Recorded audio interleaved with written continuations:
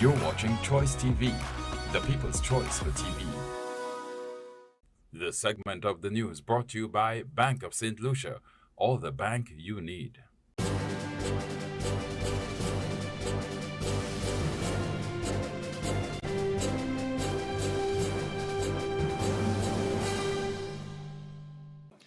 Hello everyone, welcome to Choice News Now Prime. I'm Shane Cherry. Watch the broadcast live on our Choice TV Facebook page, Choice TV SLU, and our YouTube channel at Choice TV St. Lucia. Or listen to the simulcast. We're on Liberty Radio 92.3 FM. In the news tonight, the police reveal rising crime figures as the Royal St. Lucia Police Force outlines measures to address violence and strengthen public safety. The police reject claims of institutional failure in Joyce and Thomas' death and support the call for a commission of inquiry.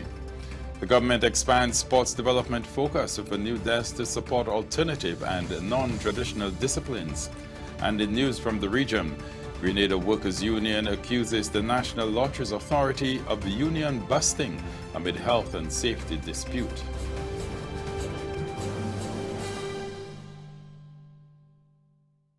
And Phoebe Popo begins our newscast with the latest crime figures from the Royal St. Lucia Police Force, as senior police executives outlined the state of national security and the measures being taken to address rising violence. At a press briefing on Wednesday, the force disclosed increases in several categories of crime, including firearm-related offenses, while providing an update on homicides recorded so far this year. The briefing also highlighted ongoing investigations, targeted operations, and efforts to strengthen public safety through intelligence-led policing and community cooperation. Senior executives of the Royal St. Lucia Police Force convened a press conference on Wednesday, August 19, 2026, to deliver a detailed crime breakdown and outline key operational strategies aimed at restoring public safety across the island. For St. Lucians, this briefing serves as a crucial assessment for national security, offering clear visibility into crime statistics, major case progress, and the volume of illegal firearms and contraband seized during recent police operations. According to Assistant Commissioner of Police for Corporate Services and Strategic Operations, Dr. Mashama K. Seeley, law enforcement aims to address rising safety concerns directly by giving citizens a transparent look at ongoing interventions and proactive measures being taken to curb violence in local communities. We saw increases in most of our major crime categories as follows. Burglary, there was a 4% increase. That is from 273 cases during the same period in 2025 when compared to 2026, 284 cases.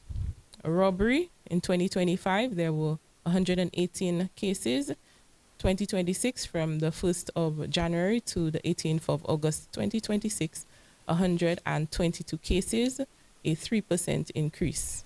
Drug offenses, 208 cases in 2025 and 222 cases in 2026, a 7% increase. Assistant Commissioner Dr. Mashama Seeley provided a further breakdown of national offenses recorded on the island so far this year. Firearm offenses, 159 cases in 2025 and 155 cases in 2026, a 3% decrease. Stealing motor vehicle, 40 cases in 2025 to 77 in 2026, a 93% increase.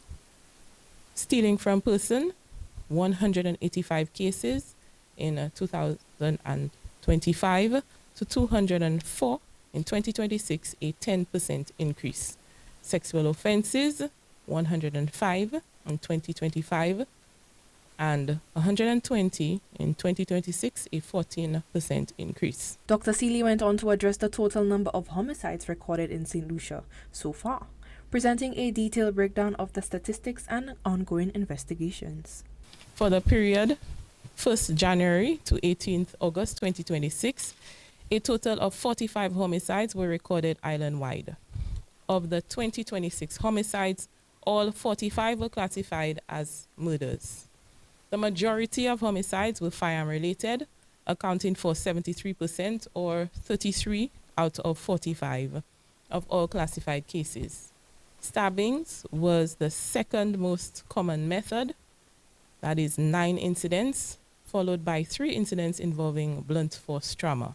As the Royal St. Lucia Police Force continues its targeted operations and intelligence-led initiatives, the public will be watching closely to see if these measures yield a lasting drop in crime. Ultimately, sustained transparency from police headquarters and strong community cooperation will remain essential to restoring safety and trust across the island.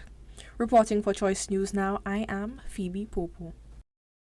The Caribbean Examination Council, CXC, is reporting increased participation in CAPE and other regional programs, but a troubling rise in examination absenteeism is raising concern.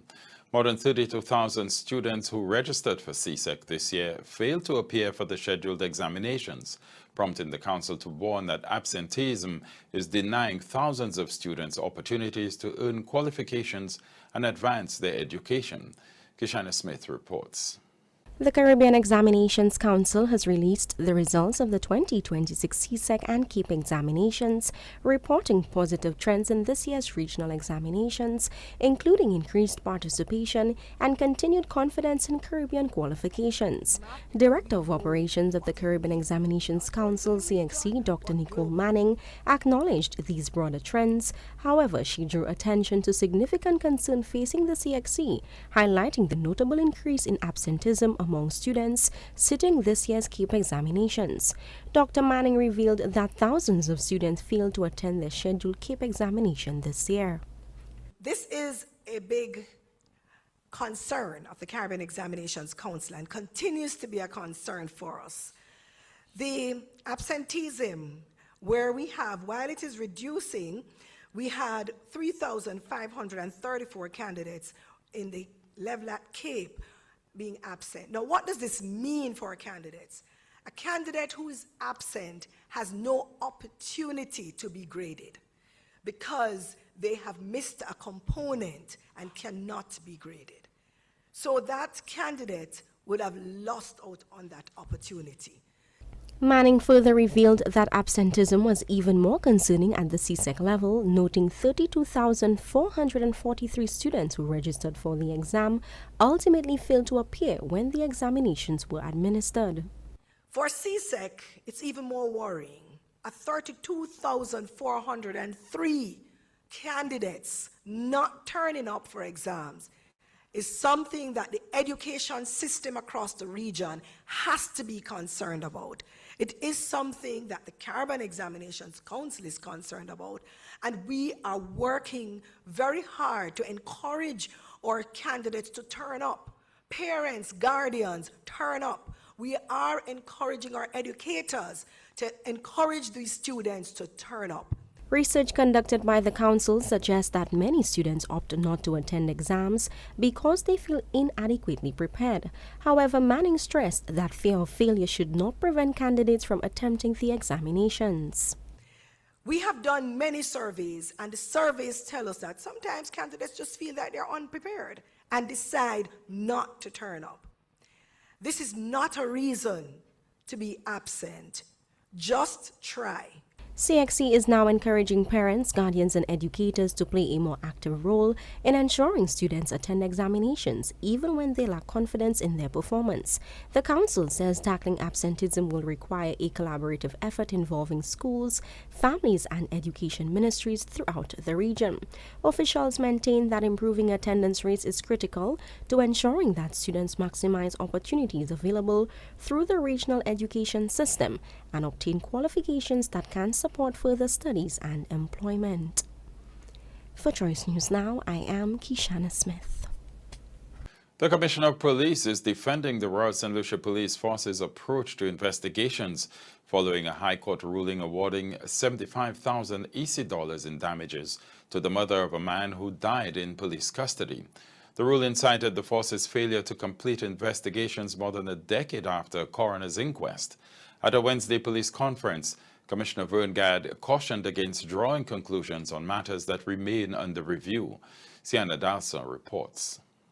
On the 29th of July 2026, the High Court awarded 75,000 EC dollars in damages to Frances Daniel, the mother of Shakadan Daniel, who died in police custody at the Miku police station in October 2013. That ruling was given on account that the delayed investigation was a violation of her right to protection of the law. Previously, a 2015 coroner's inquest deemed this an unlawful killing.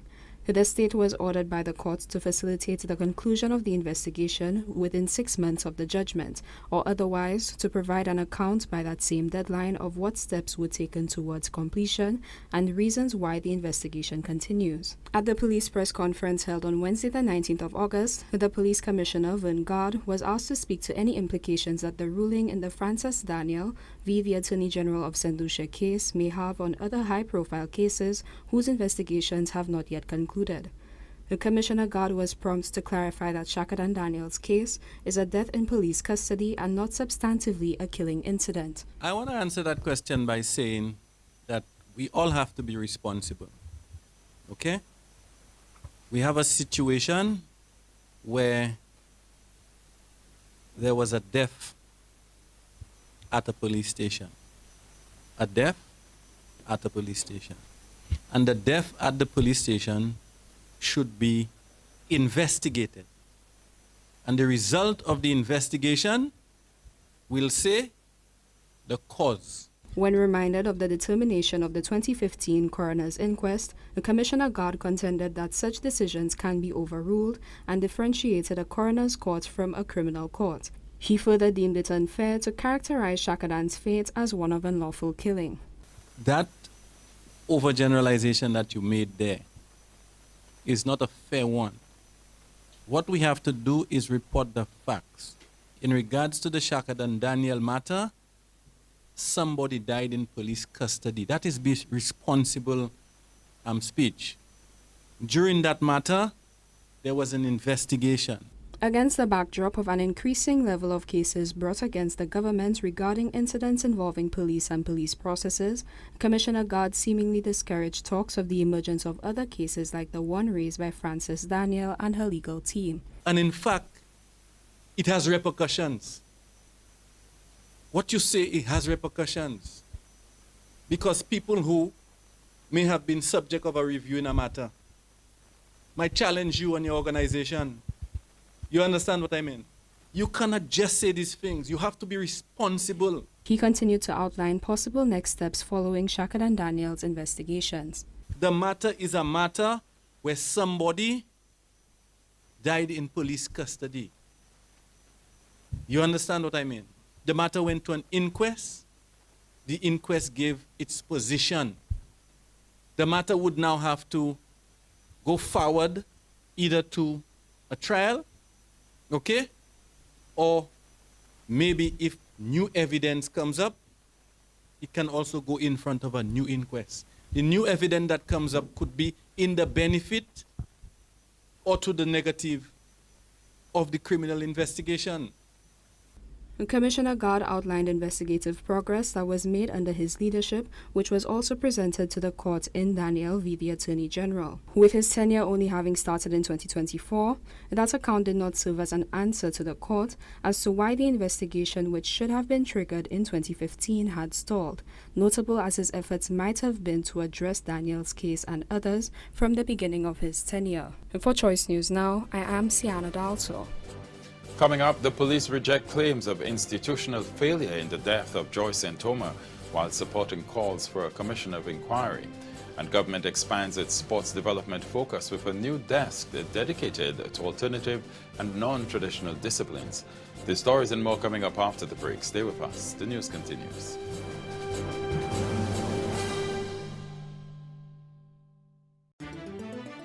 It's all about you and the dreams you believed, how you made your way ahead, all the goals you have achieved. All along the way, you've been a partner so true, all the way you've seen me through. We're all the bank you need. It's still about you and the life you're shaping now, all the doors that open wide, every step, every vow. All along the way, you'll be a partner so true, all the way you've seen me through. We're all the bank you need. We're the Bank of St. Louis.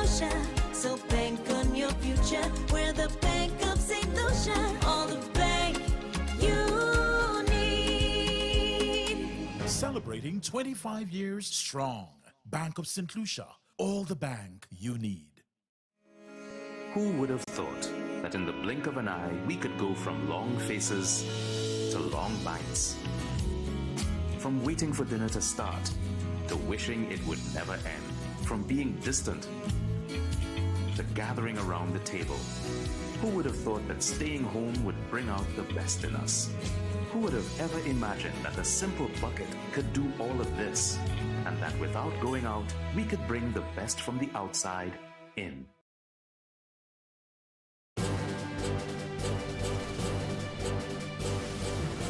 Welcome back. The Royal St. Lucia Police Force is rejecting suggestions that institutional failures or delayed police action contributed to the death of 24-year-old Joy St. Omer. As public concern continues over the circumstances surrounding her killing, the police hierarchy maintains that officers acted within their duties to protect life, pursue those responsible, and seek justice for St. Omer and her family. The force has also expressed support for the family's call for a commission of inquiry. Kishana Smith has the details. The tragic death of 24-year-old Joy St. Omer continues to raise questions about whether more could have been done to prevent her death. Amid public speculation that police may have failed to act, senior officials of the Royal St. Lucia Police Force have rejected claims of negligence or inaction, maintaining that officers would have responded swiftly had circumstances required police intervention. As the country grapples with the circumstances surrounding her death, her family is calling for an independent commission of inquiry to examine the events leading to her death and provide clarity to both the family and the wider public. A commission of inquiry is a formal independent investigation established by an authorized body to examine matters of significant public concern and determine the facts surrounding them. During a July 19th press conference, senior police officials also clarified the legal provisions governing the establishment of such a commission as public interest continues to grow over the circumstances surrounding St. Omer's death. Under the Commissions of Inquiry Act of St. Lucia, the authority to establish a commission rests with the Governor General, and he or she may appoint one whenever it is considered advisable in relation to the matter of public importance. It is not within the Commissioner of Police's purview, nor the purview of the Royal St. Lucia Police Force. Nevertheless, Wilson remarked that the Royal St. Lucia Police Force remains prepared to offer limited support to the initiative, while acknowledging the family's right to pursue whatever avenues they believe are necessary in their quest for justice. We would like to say that should one be appointed, we will give it our full support, we'll cooperate and give the assistance wherever required. Until then, we think at this point it is inappropriate to give our opinion as to whether there is merit or not in the family's request. When questioned about who, if anyone, dropped the ball, the Commissioner of Police and members of the senior command have stopped short of assigning blame, with Commissioner Gard asserting that the police played its part in the Joy St. Omer investigation. In my view, the police played the role that they were required to play. As I said, the police has provided all what they needed to provide in regards to that matter. As the calls for answers continue, the Commission of Inquiry position could become a critical avenue through which those questions are examined. For now, the police maintain that they would have acted swiftly in the pursuit of their duties. But for a grieving family and a public still searching for answers, the central question remains: could more have been done to prevent Joy St. Omer's life from ending in tragedy? For Choice News Now, I am Kishana Smith.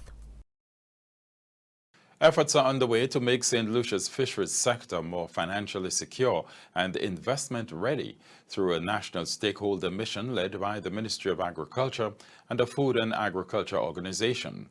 The initiative brings together key representatives to identify financial and insurance options, address barriers to access, and develop solutions aimed at strengthening the sector's long-term sustainability.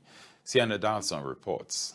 The Fish Adapt project, being implemented by the Ministry of Agriculture, Fisheries, Food Security and Sustainable Development and the United Nations Food and Agriculture Organization, funded by the Green Climate Fund, aims to boost climate resilience within St. Lucia's fisheries sector by increasing access to financial services and products for the sector's operators.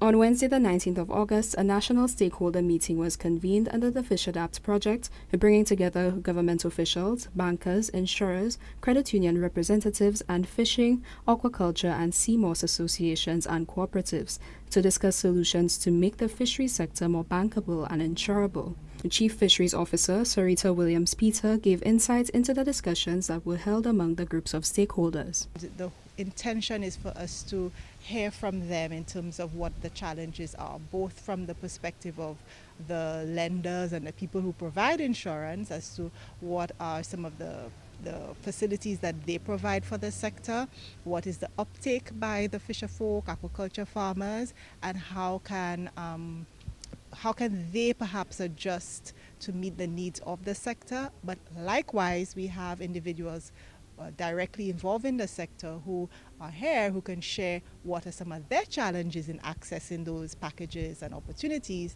and maybe where some of the opportunities for them to grow and develop so that they can be better able to access these opportunities. FAO Senior Fishery Industry Officer Raymond Van Androoy spoke to the Fish Adapt project objectives to increase the fisheries sector's access to finance and insurance by promoting boatworthiness.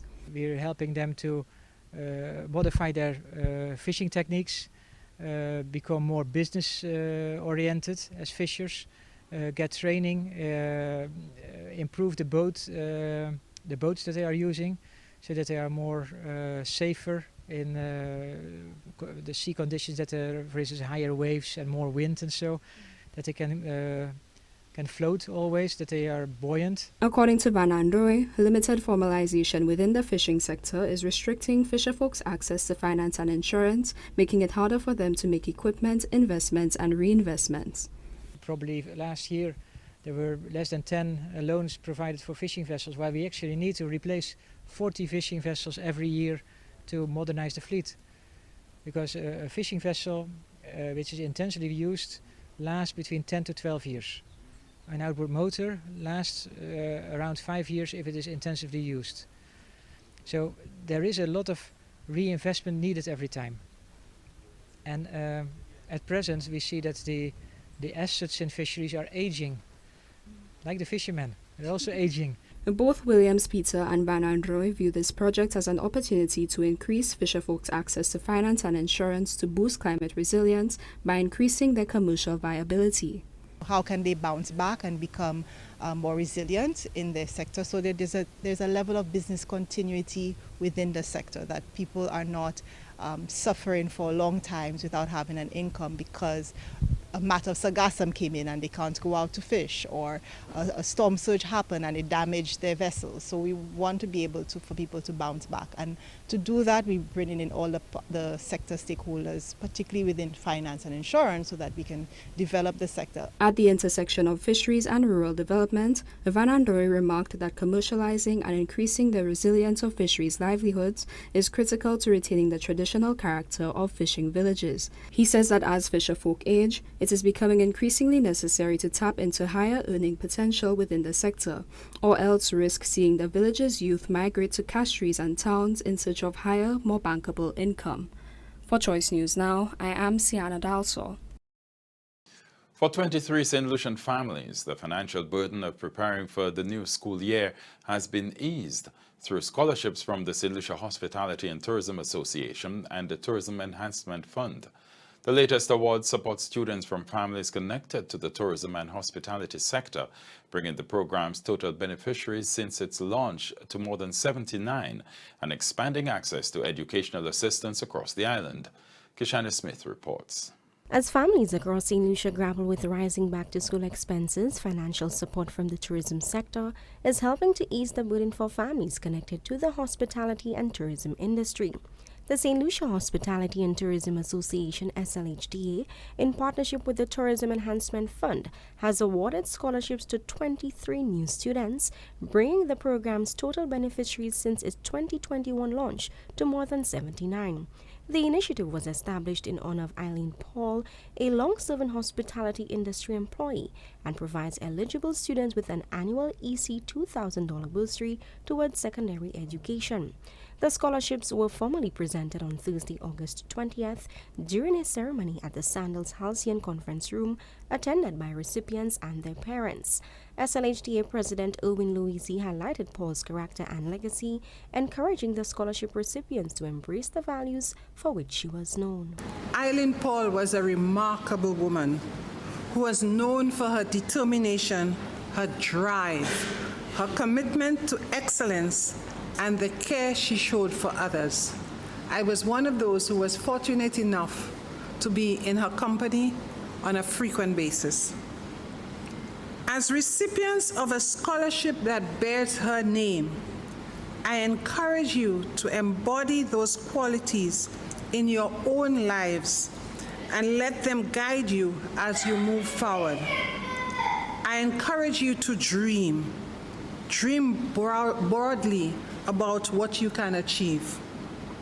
Whether your future lies in hospitality, agriculture, education, medicine, business, law enforcement, or there's so many fields available, strive to be excellent at what you do. Tourism Enhancement Fund Chairman Dr. Winston Anderson reflected on the scholarship's long-standing legacy, highlighting its impact in creating educational opportunities and opening new pathways for more than 70 students over the years. Since the program started way back in 2021, more than 70 students have now benefited from the Eileen Paul Scholarship Program. Yes, it deserves a round of applause. And to our youngsters who may, I'm sure, have heard her name, but may not have had the pleasure of meeting her during her journey on this earth, she was an amazing human being and someone whose footstep all of us would want to follow in. SLHDA's honorary member Ronald Bohingson placed particular emphasis on the scholarship recipients in his remarks, urging them to honor the sacrifices and support of their parents by applying themselves diligently to their studies and allowing their academic achievements to serve as a meaningful reward for the investments made in their future. This scholarship is not free. You have to pay with success. You have to give back because people have to work and contribute money and the time and efforts so that you could have gotten this scholarship. And you have to commit yourself to paying back with success. I was making the point about the future. The future will not ask you if you studied. The future will not ask you anything. The future does not discriminate. It will simply accept you as a representative of your past. The students were presented with their bursaries and encouraged to make the most of the opportunity by remaining focused on their education and pursuing excellence. With each new cohort, the program continues to extend that investment, helping young people pursue their educational goals while supporting the families behind the island's tourism industry. For Choice News Now, I am Kishana Smith. This is Choice News Now Prime. More news coming up after the break. Stay with us.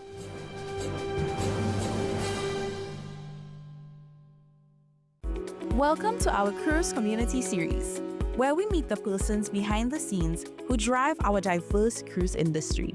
Today, we meet one of our amazing cruise agents. Platinum Port Agency, we are a maritime vessel agency.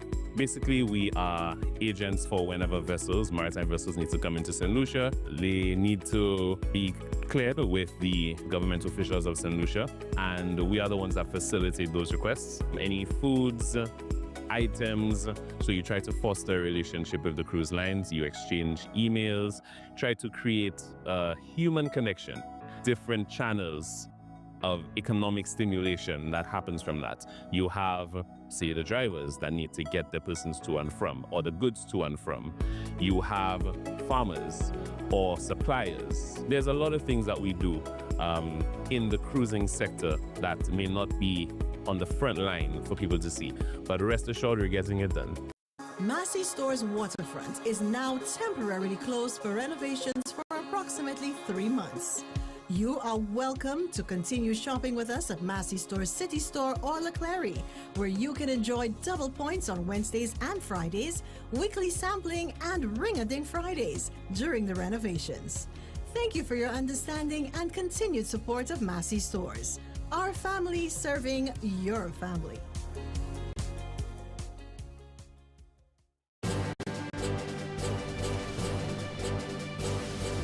Welcome back. The government is broadening its approach to sports development, with plans to provide greater institutional support for disciplines beyond traditional athletics.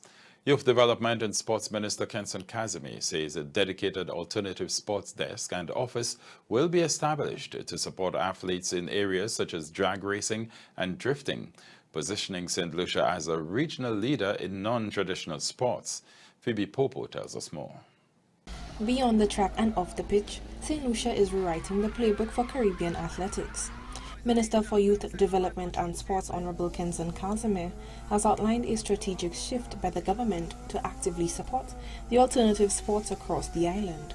Moving past traditional disciplines, the administration is diversifying athletic opportunities, pointing to high-octane drag racing and drifting events in Vieux-Fort as prime examples of this growing movement. To solidify this commitment, St. Lucia has established a dedicated alternative sports desk and appointed a specialized officer, a regional first that provides formal institutional backing for non-traditional athletes while serving as a blueprint for neighboring Caribbean nations.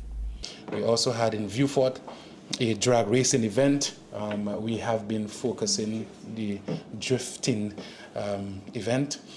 We have been focusing on alternative sports in St. Lucia. As a matter of fact, St. Lucia continues to be the only country in the region with an alternative sports desk, an alternative sports officer, and a designated individual responsible for individuals that may not just be interested in running and jumping and kicking a ball, but ensuring that they are given that attention.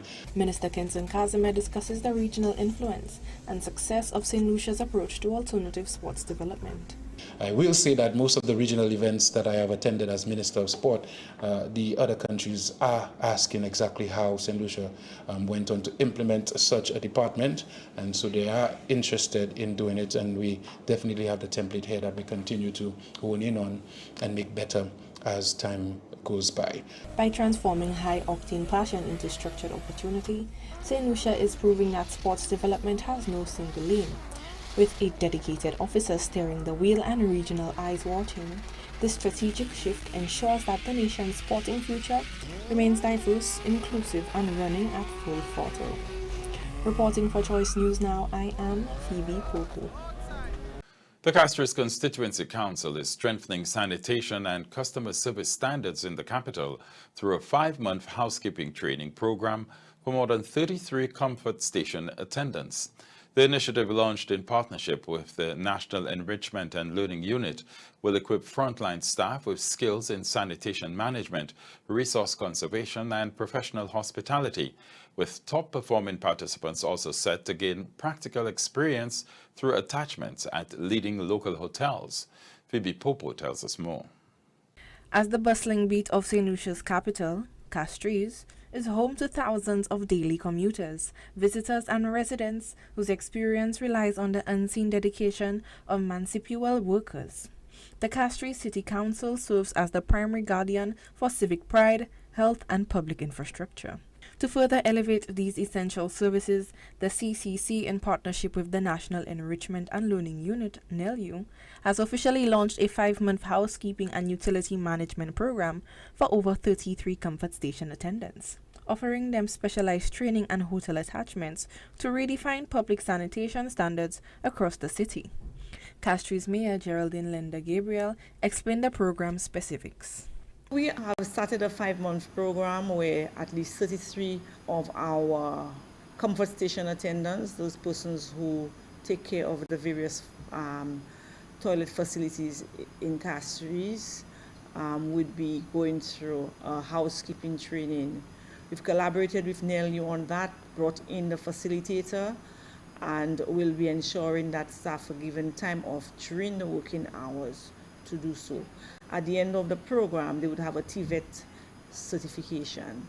We believe that that is important. There are two aspects to that. One, yes, it would ensure that the workers are actually trained to do what they are being required to do on a daily basis. But importantly, we also see that as an exposure to them, for them to recognize that learning is a lifelong experience, and that agencies such as NELU exist to provide them with opportunities to gain skills. Mayor Linda Gabriel places great pride in creating professional growth and growing opportunities for municipal staff. We believe that people must be given opportunities for continuous development during their work as part of ongoing effort at ensuring that employees are always given the right tools, the right level of knowledge and skills so that they can execute their duties effectively. For us, it would represent 100% of our comfort station attendants being trained and receiving that certification in the next 5 months. And we are confident that they are going to go through, because the mechanisms that we have in place in terms of the Human Resource Department. By investing in the skills of its frontline workers, the Castries City Council is redefining public sanitation standards across the capital. Through this partnership with NELU and local hotels, attendants gain valuable expertise and professional dignity, ensuring cleaner and more efficiently managed public facilities for everyone in Castries. Reporting for Choice News Now, I am Phoebe Popo. The news continues after the break with PR Daily. Stay with us.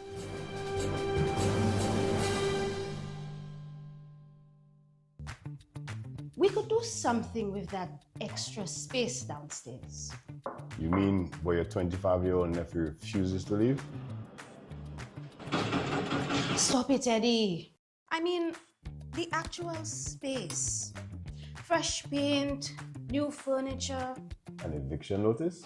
We could fix it up properly, okay? Okay, turn it into a rental. Make some extra money. I just don't want a second mortgage. It's not a second mortgage. HomeFlex gives you a $50,000 line of credit using the freed up value in your home. You use what you need and pay down what you use over time. You can also use it for investments or even pay for your vacation. When is your vacation here ending? Ask about a BOSL HomeFlex line of credit today. Auntie, call me when food ready. BOSL HomeFlex. Unlock your home's potential. Moga chosu buda mi baba de moi ay ya kremi mo passer immigration nga ko police to chebe mo ha wa ki bai Mo fi me rester seul no match. la jamo vle nga fe comme un bobol comme people who know me look at me as being a humble little guy, you know. Shoma ba min sa lady ma di se kuma se mai mun to afai Moi ou pas fait moi pas fait hello excuse me I'm back. Voice of the People. Tuesdays at 9 p.m. only on Choice TV.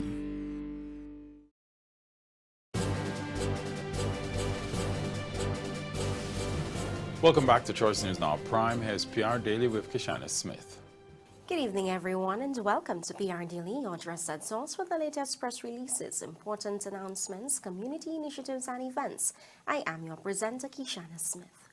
The government of St. Lucia is moving forward with a key commitment outlined in the 2026-27 budget by investing in the professional development of police officers through the provision of law scholarships. The initiative forms part of a broader effort to strengthen the Royal St. Lucia Police Force's prosecution unit and enhance the delivery of justice within the criminal justice system. Cabinet has approved 4 law scholarships for police officers, advancing a commitment made by Prime Minister Honorable Philip J. Pierre in the 2026-2027 budget. 2 officers will be selected each year over the next 2 years to study law at the University of the West Indies. After completing their studies, they will return to serve as police prosecutors, helping to improve the preparation and presentation of criminal cases in court. St. Lucia's lobster season is officially open, giving fishers, vendors and consumers the green light to harvest, sell and purchase lobster through February 28, 2027. But the Department of Fisheries is warning that strict regulations remain in force, with violations carrying fines of up to $5,000. Authorities are reminding the public that undersized egg-bearing and molting lobsters remain strictly protected as the government moves to safeguard the sustainability of the island's lobster fishery. The Department of Agriculture, Fisheries and Food Security informs the general public that the lobster fishery opens from Sunday, August 2, 2026 to Sunday, February 28, 2027, both days inclusive. Lobster may be obtained, fished for, sold and purchased. However, the following regulations are in effect in accordance with the Fisheries Regulations, Chapter 7.15 of the Revised Laws of St. Lucia. No person shall harm, give, receive from anyone, or at any time have in his possession, expose for sale, sell, or purchase any lobster that is undersized, any lobster carrying eggs, and any lobster which is molten. No person shall remove the eggs from a lobster or have in his possession, sell, or purchase a lobster from which the eggs have been removed. Spare, hook, or attempt to spare a lobster, or sell any lobster that has been spared, hooked, or otherwise impaled. Undersized means a lobster less than 9.5 centimeters or 3.75 inches in carapace length, measured from the ridge at the base of the horns to the end of the carapace, or if the tail has been removed, a tail weighing less than 350 grams or 12 ounces. Contravention of the regulations is subject to a maximum fine of 5,000 EC dollars. The department seeks the cooperation of everyone and encourages members of the public to report any person or establishment found contravening the lobster fishery regulations to the Police Marine Unit, District Police Stations, or Department of Fisheries. For further information, contact the Department of Fisheries at 468-4143 or 468-4135. The Office of the Prime Minister informs members of the general public that its main office on the 5th floor of the Graham Louisier Administrative Building in Waterfront Castries and its affiliate agencies listed below will be closed on Friday, August 21st, 2026.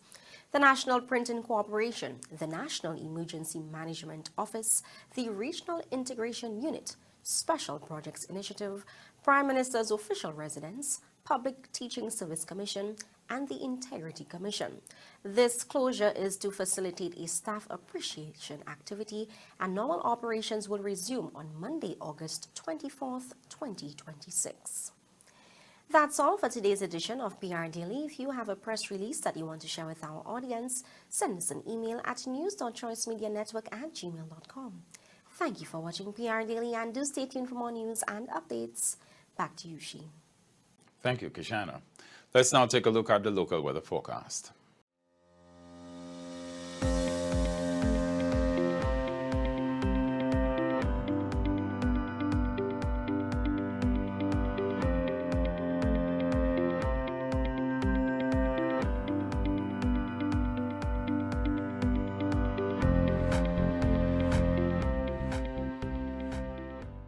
Every building pulses with its own life and energy.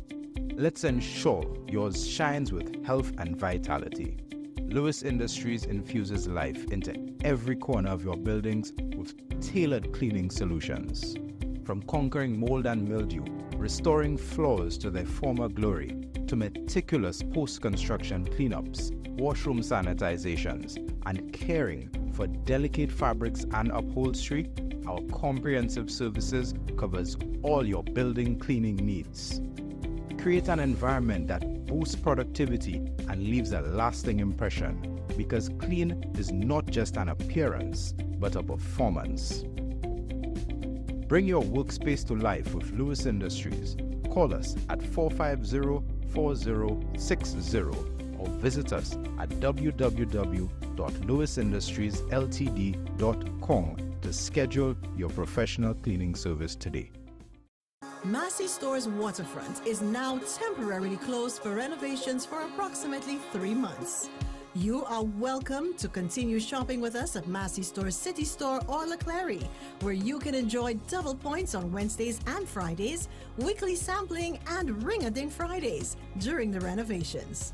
Thank you for your understanding and continued support of Massey Stores. Our family serving your family.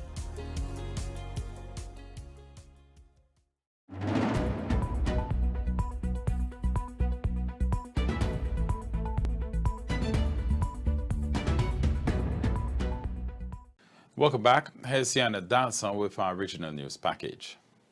Welcome to the regional news package. I'm your presenter, Sienna Dalson.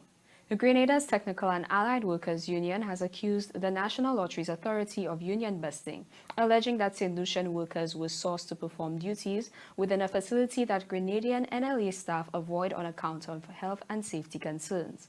The TAWU president's position is that Lucians should not be subjected to conditions that their Grenadian counterparts suspect to be unfit for work.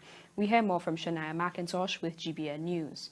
The union representing workers at the National Lottery Authority is expressing concern that operations have resumed, despite unresolved complaints of unhealthy working conditions. The Technical and Allied Workers Union withdrew workers from operations last Friday over complaints of poor health quality, resulting from mold and elevated carbon dioxide levels at the NLA's Carenage branch. Union President Andre Lewis is describing the decision to resume operations this week as union busting, arguing that the authority should have waited for the results of the environmental testing before resuming operations. And therefore, the line minister and the ministry and the government must take responsibility for that. We see this as another aspect of union busting.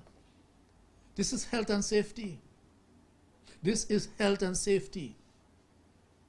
This is health and safety. And how could Lotto, how could the Grenadian authorities expose our St. Lucian brothers, right, to these conditions that are not suitable for Grenadian people to work in?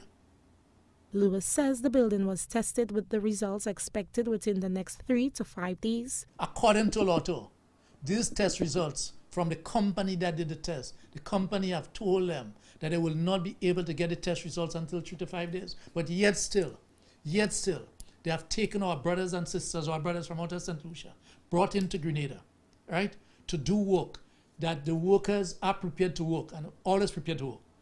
Always prepared to work, but it has to be in a safe environment. Lewis also says the union requested medical checks for employees who may have been affected by the reported working conditions, and the National Lottery Authority agreed to the requests. All the workers have started to do, and some have completed, their medical checkup. Yeah. We requested that and it's been agreed to. Okay. Yes. The union's concern comes as the National Lottery Authority resumed operations on Monday with assistance from 2 St. Lucian nationals. The NLA's advisory on the resumption of its scheduled draw stated that its closure on Friday and into the weekend was necessary to facilitate critical maintenance work at its draw studio facility, which is located at the National Stadium. When contacted, management of the National Stadium says it was not informed by either party involved about the concerns surrounding mold and elevated carbon dioxide levels.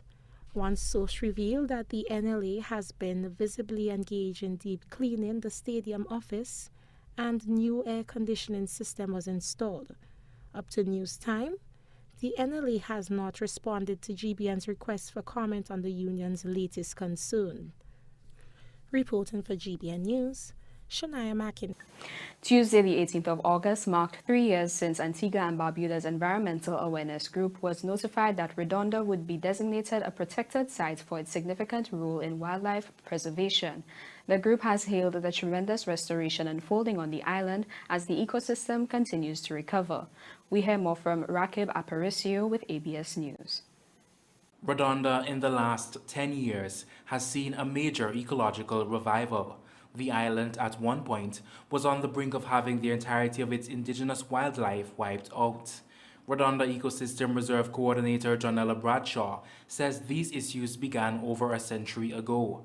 Companies sought to benefit from the surplus of guano or seabird waste left behind by the island's nesting seabird population. Obviously, if you're bringing these people to this remote area, you have to have food to feed them, you have to have a place where they sleep, you have to have all these machinery. So they literally had to bring everything over there.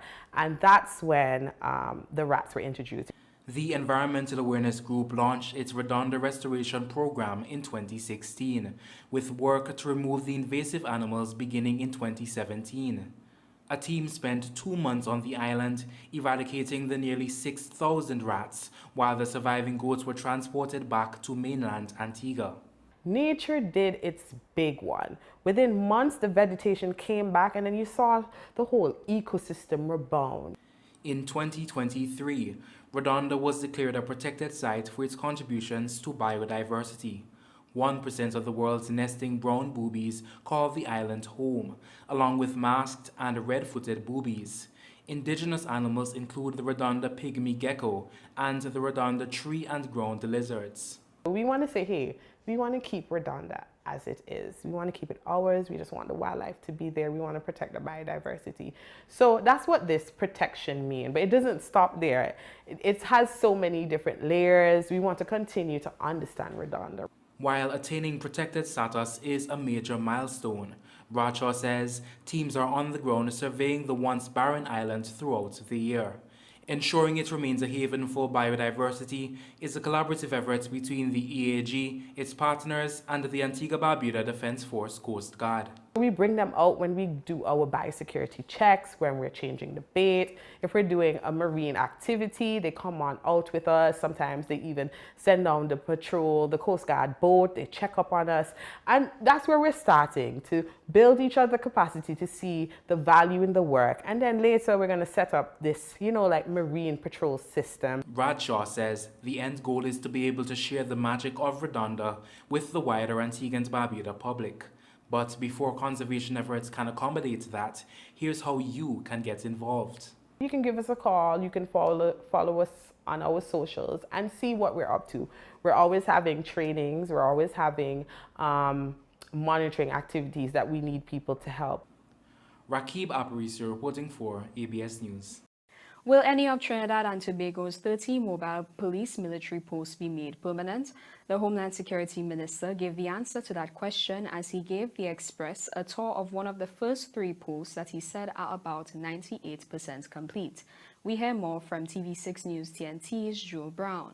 Homeland Security Minister Roger Alexander gave Express journalist Anna Ramdas a tour of a recently constructed joint police military post at the Taruba overpass, the day after he told the TV6 News that post, the one at the Grand Bazaar interchange and the one at the Eddie Hart grounds in Tacarigua, are about 98% complete. Knock that. That's for you to do. Take a knock. You laugh, right? You understand what I'm saying? So it really just take things here and dump it here and say, hey, officers come. So let's come. No. You brought the CDS or the Commissioner of Police and his team to ensure that, listen, if all is well, we move forward and we move forward quickly. You see? The opening date will depend on the Prime Minister, Ms. Kamala Prasad-Visesa. So we wait. As soon as I give her the okay that all is well and she says, thumbs up, we move. During the tour of the post in Taruba, the minister was asked if any of what the government maintains are to be 30 mobile police military posts will be permanent. Well, some of them will be permanent. That's why they call a mobile unit. Some of them will be permanent and some of them obviously will move from point A to point B depending on what is happening and the level of enforcement required to bring something under control, if need be. Minister Alexander showed some of the amenities for the police and military who will occupy the units, as well as for members of the public. They're trying to put a patrol car at every unit so that we could have that type of response, that type of intervention, interception. It's about thinking not outside the box, because we are not living inside any box. We are thinking advanced policing. And as again, some persons will have issues with it, but they apparently don't understand, they don't read, they don't look at the nations that are successful in some of their operations because of what they have implemented. In acknowledging the criticisms, he referenced politics as an update was sought regarding the contractor for the project. There's nothing to hide here, you know. There was nothing below the belt. There's nothing to hide here. There is a procedure done, and the procedure, there was someone who was successful, and we go forward from there. What we were looking for, there are other persons who could have provided the mobile units, but what we were looking for was the safety of the officers on the inside. Homeland Security Minister Alexander told TV6 News on Tuesday that the information regarding exactly which contractor got the job will be made available to the public at the appropriate time. Jewel Brown, TV6 News. And that's all for the regional news package. Back to you, Shane. Thank you, Sienna. Our final segment coming up right after the break. Stay with us.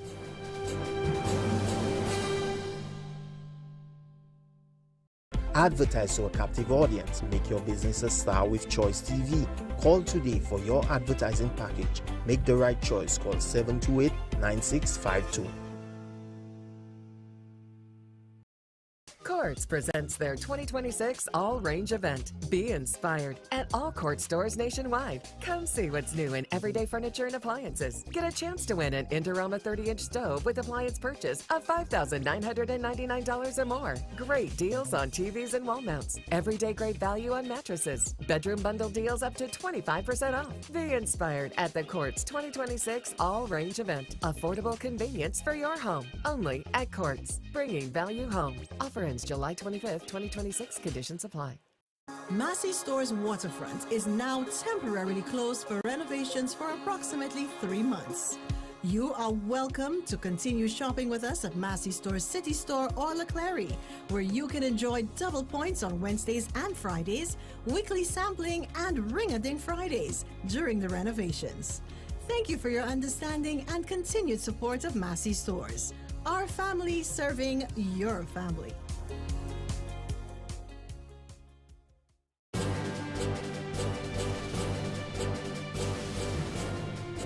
Welcome back, and before we end tonight's broadcast, here's our update.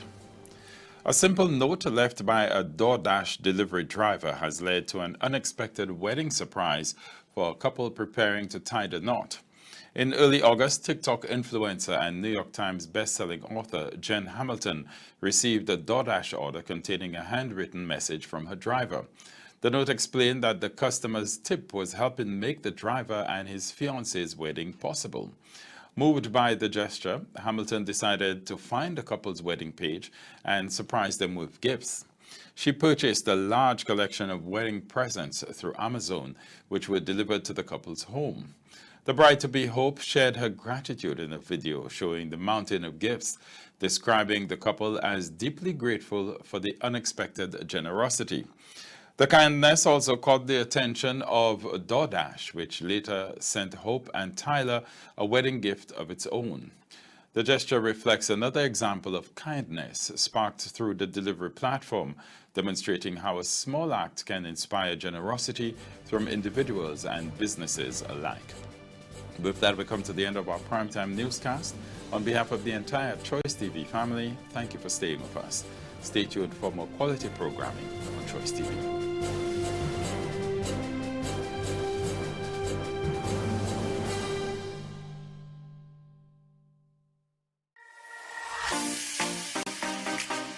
Get ready for Shamak.